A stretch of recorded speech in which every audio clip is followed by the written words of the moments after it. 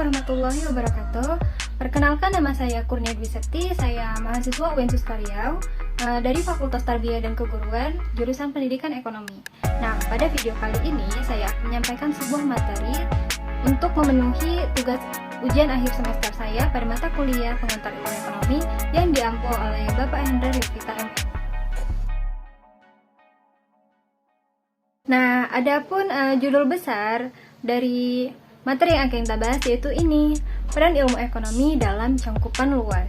Nah, sebelum kita ke pembahasannya, kita harus mengetahui latar belakangnya dahulu ya. Yuk kita lihat.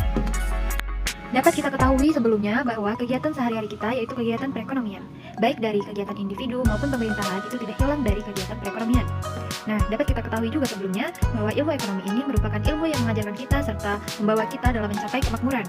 Ilmu ekonomi ini sangat dibutuhkan juga oleh pemerintah untuk mencapai kemakmuran rakyatnya serta kelancaran dalam perekonomian di suatu negara itu sendiri. Nah, ilmu ekonomi ini sebagai ilmu yang dapat mengaitkan penjabaran perilaku dan pelaku dalam bidang yang bukan bidang ekonomi saja loh. Dan pada kesempatan kali ini kita akan membahas tentang ilmu ekonomi dalam cakupan luas untuk pemerintahan maupun instansi pendidikan. Kebijakan pemerintah berdasarkan pendapatan nasional.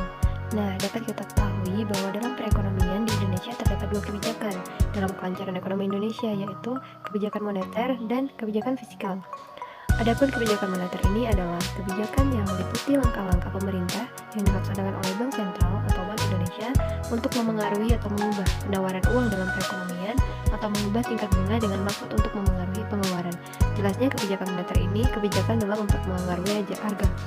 Kebijakan fiskal ini merupakan kebijakan yang dikeluarkan guna untuk menjaga penerimaan dan pengeluaran dari suatu negara supaya tetap stabil sehingga perekonomian di negara itu dapat terus tumbuh.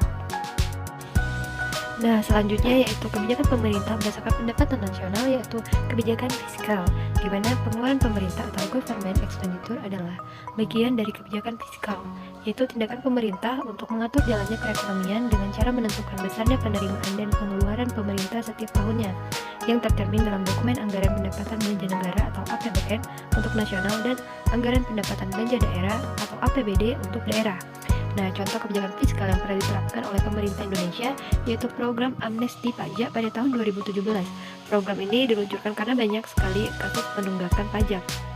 Dan adapun tujuan diberlakukannya kebijakan fiskal ini ialah untuk menjaga kestabilan perekonomian, menciptakan lapangan pekerjaan, mencegah inflasi, dan lain sebagainya. Nah, apa sih kelebihan dan kelemahan dari kebijakan berdasarkan pendapatan nasional ini atau kebijakan fiskal? Nah, berikut nih, di mana kelemahannya itu kebijakan fiskal pertama bersifat kaku atau kurang fleksibel karena melewati birokrasi rumit yaitu APBN. Kedua itu menimbulkan pandangan negatif masyarakat terhadap pemerintah mengenai kenaikan jumlah pajak. Kelebihan kebijakan fiskal, di mana kelebihannya ini lebih mudah dalam mengontrol pendapatan dan pengeluaran negara, yaitu keduanya lebih efektif daripada kebijakan moneter dalam mempengaruhi pendapatan nasional. Sekian presentasi materi tentang peran ilmu ekonomi dalam cakupan luas pada video ini. Terima kasih bagi yang sudah melihat. Wassalamualaikum warahmatullahi wabarakatuh.